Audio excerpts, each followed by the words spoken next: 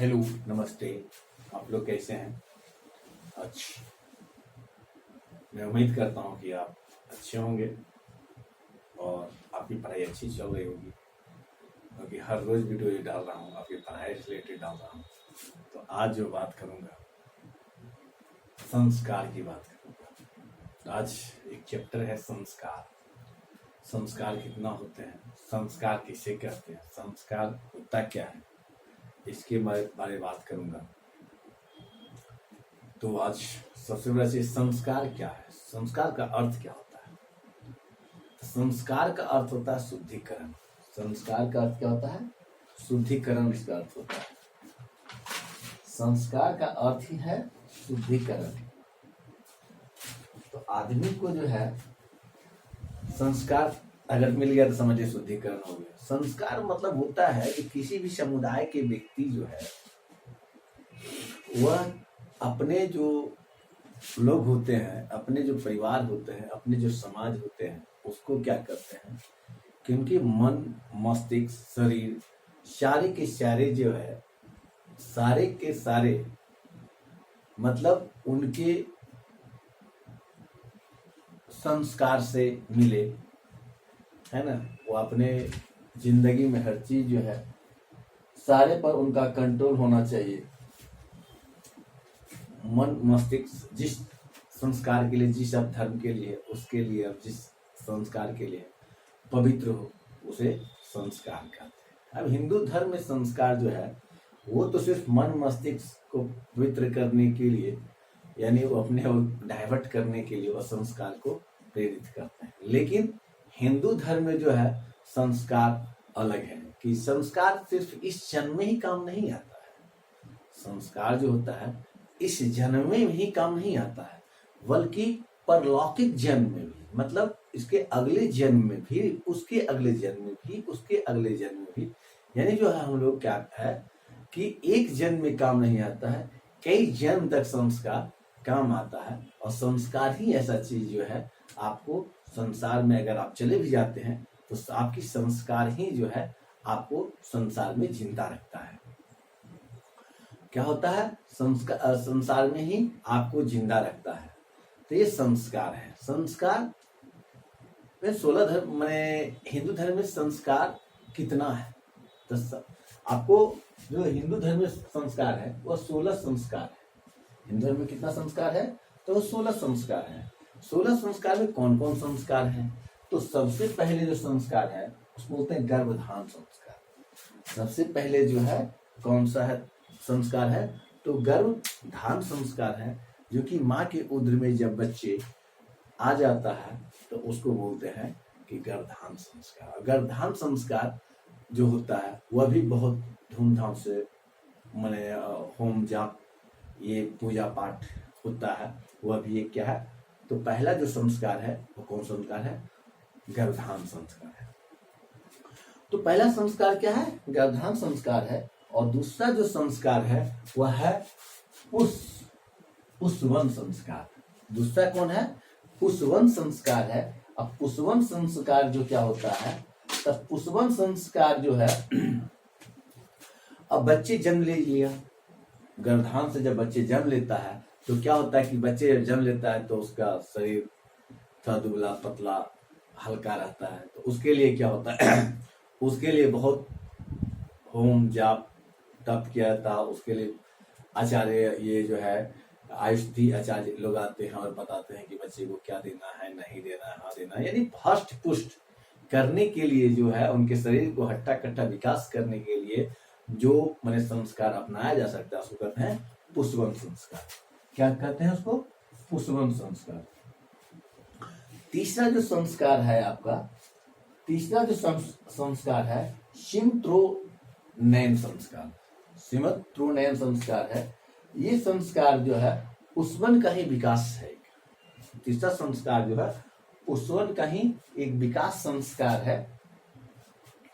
इसमें क्या होता है कि कभी कभी आप सुनते हैं कि भाई ये संस्कार जो है, ये आपको सुनते हैं कि भाई बच्चा 27 में पड़ गया है, यानी 27वां नक्षत्र में पड़ गया है। बच्चा कितना नक्षत्र में? तो 27वां नक्षत्र में पड़ गया है। तो उसको बोलते हैं सतैसा होता है। तो उसी के दरमियान जो होता है, जब सतैसवां जो है नक्षत्र में पड़ता है और जो सतैसा होता है, तो उस दरमियान क्या होता है कि पत्नी अपने पति का बाल को ऊपर उठाने का जो करते हैं, तो सिमनोत्तरन नयन संस्कार करते हैं। उसको बोलते हैं सिमनोत्तरन नयन संस्कार।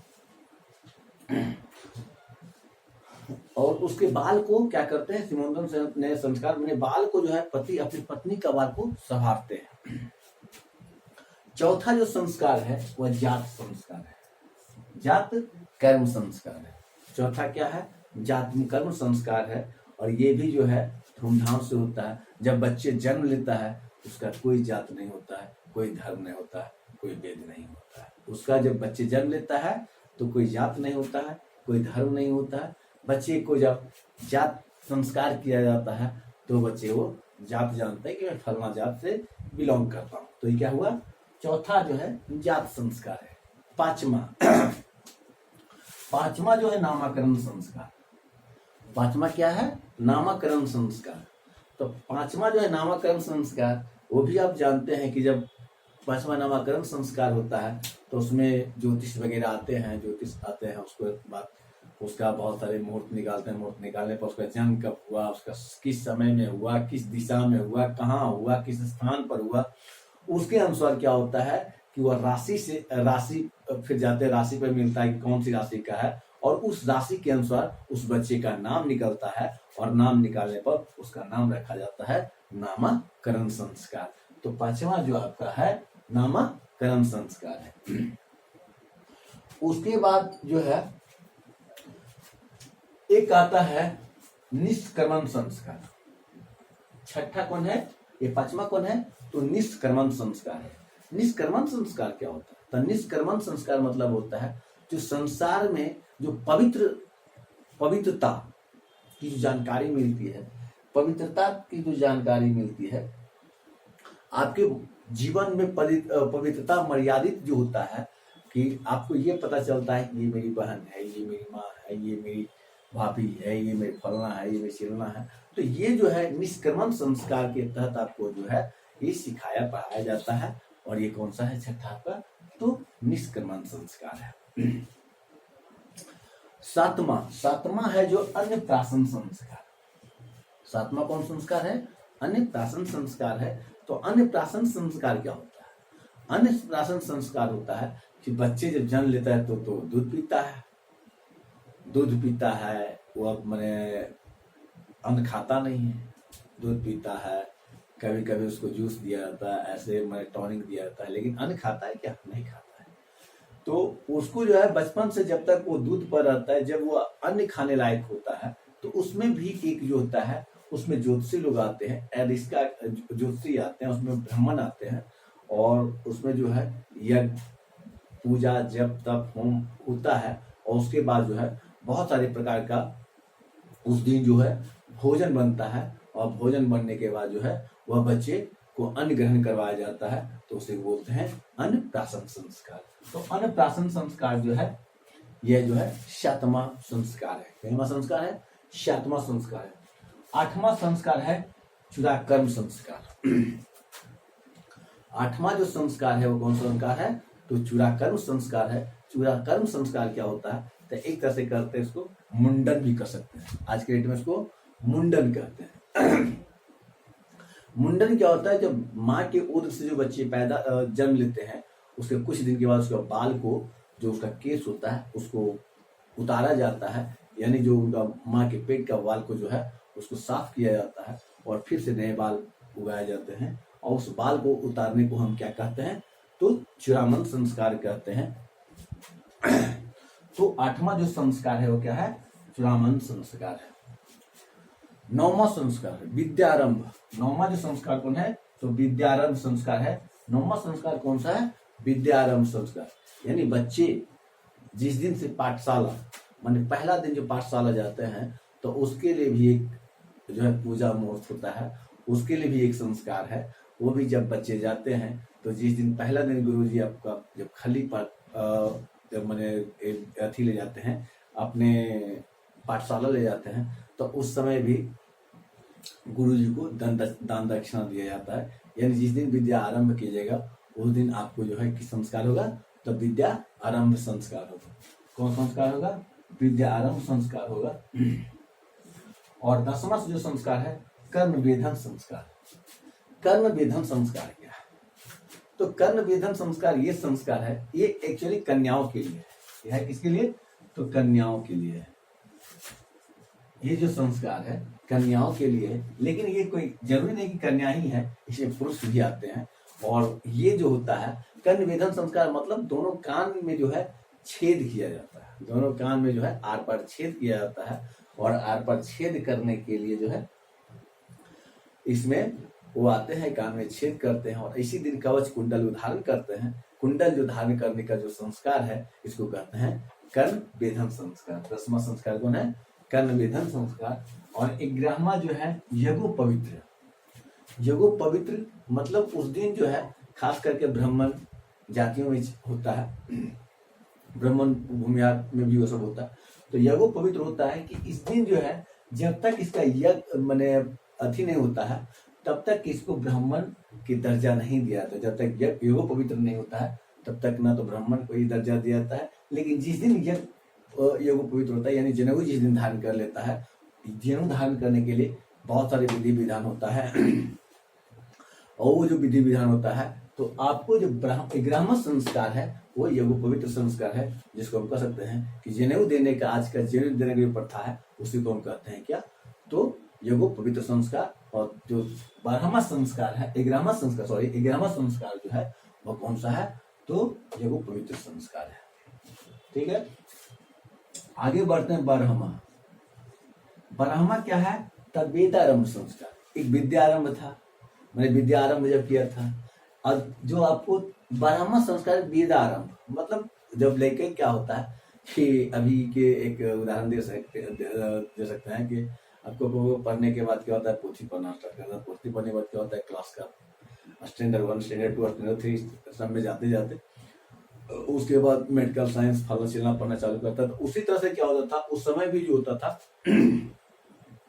कि गुरुजी जब उसको सब कुछ पढ़ाते हुए जब वेद का ज्ञान माने वेद पढ़ना जब बच्चे चालू करता था तो उस समय जो था गुरुजी उसको उस वेद के बारे में बताते थे, उस वेद का जो है वो व्याख्या करते थे, वेद के बारे में सुनाते थे, वेद पढ़वाते थे। और उसमें भी एक संस्कार होता था। तो 14वां जो आपका संस्कार, 12वां संस्कार आपको जो है वेदारंभ संस्कार, यानी वेद पढ़ने का जो संस्कार होता था वो 12वां में था। 13वां संस्कार जिसको समाप्ति संस्कार बोलते हैं। 13वां संस्कार क्या है, समापति संस्कार। यानी कहने का ये मतलब हुआ कि जब ये बच्चे जो है वेद पढ़ने लगा था, यानी ग्रेजुएशन हो गया, स्नातक हो गया, तब स्नातक होने के बाद क्या होगा, अब तो समाप्ति करेगा उसका कॉलेज की क्या है मैंने पाठशाला से घर की ओर प्रस्थान करेगा। तो घर की ओर प्रस्थान करेगा तो उस समय क्या होता है कि इसको जो है गुरुजी मैंने उस समय जो शिक्षक होते थे वो क्या करते थे कि उनको जो है स्नातक का डिग्री देते थे और उसको बहुत सारे समझाते थे और दे करके उसको क्या करते थे, आश्रम से विदा किया जाता था। 14वां है क्षमावरण संस्कार। क्षमावरण संस्कार क्या होता है, जब वह ग्रेजुएशन कर लिया और ग्रेजुएशन करने के बाद जो है ग्रेजुएशन करने के बाद उसको स्नातक की डिग्री मिल गया तो जाते जाते समापन संस्कार जो होता है, जाते जाते या इसको समापन भी कर सकते हैं या एक इसका और भी दे सकते हैं समापन संस्कार। इसको और एक संस्कार कर सकते हैं समापन संस्कार। तो समापन संस्कार होता है कि ये जो है आप समापन करके यहाँ से जा रहे हैं, आप माने विद्या को समापन करके जा रहे हैं, तो उस समय जो है आप जब पाठशाला से निकलते हैं, जब आप आश्रम से निकलते हैं तो क्या होता है कि उस समय जो है गुरुजी आपको कुछ वचन देते हैं, कुछ आपको सिखाते हैं लास्ट में, जो कि आपको जिंदगी भर उसको फॉलो करना है, यानी उसको याद करना है। और ये जो संस्कार था, ये 14वां संस्कार जो था वो कौन था, समापन संस्कार या समापन संस्कार उसको कर सकते हैं। 15वां है जो विवाह संस्कार है। तो विवाह के बारे में तो सब कोई जानते हैं, विवाह के बारे में सब कोई जानते हैं। 15वां कौन संस्कार है, तो विवाह संस्कार है। और 16वां 16वां जो संस्कार है वह है अंत्योष्टि संस्कार, यानी इसके बाद दुनिया में आपका कोई काम नहीं है। मतलब आप दुनिया में आपका जिस दिन आपका जो शरीर है ये मिट्टी का शरीर और मिट्टी में प्रवाह हो गया, उस संस्कार को आप बोलते हैं अंत्योष्टि संस्कार। और बाकी का काम जो है जो आपके अगले जनरेशन है वो काम करेगा। तो ये जो है आज संस्कार का पार्ट जो है यही समाप्त करते हैं। हमेशा एक क्वेश्चन आता है कि हिंदू धर्म में कितने संस्कार होते हैं। एक हमेशा क्वेश्चन आता है कि हिंदू धर्म में कितने संस्कार होते हैं। तो 16 संस्कार होते हैं। कितना संस्कार होता है? तो 16 संस्कार होते हैं। और ये पूरे संस्कार का आपको डिटेल्स दे दिए हैं। ये 16 संस्कार में कौन कौन संस्कार है, और आपको बताया भी कि कौन संस्कार में क्या क्या होता है, कब इसका आती है। तो आज आपको ये वीडियो कैसा लगा आप बताएंगे, कमेंट करके बताएंगे। अगर अच्छा लगा तो आप लाइक करें, शेयर करें, दोस्तों के बीच शेयर करें और उनको बताएं कि बहुत अच्छा वीडियो बनाते हैं। और आगे जब आपकी लाइक मिलेगा, शेयर होगा, कमेंट होगा, तो और वीडियो बनाने में मजा आएगा। तब तक के लिए जय हिंद, जय भारत।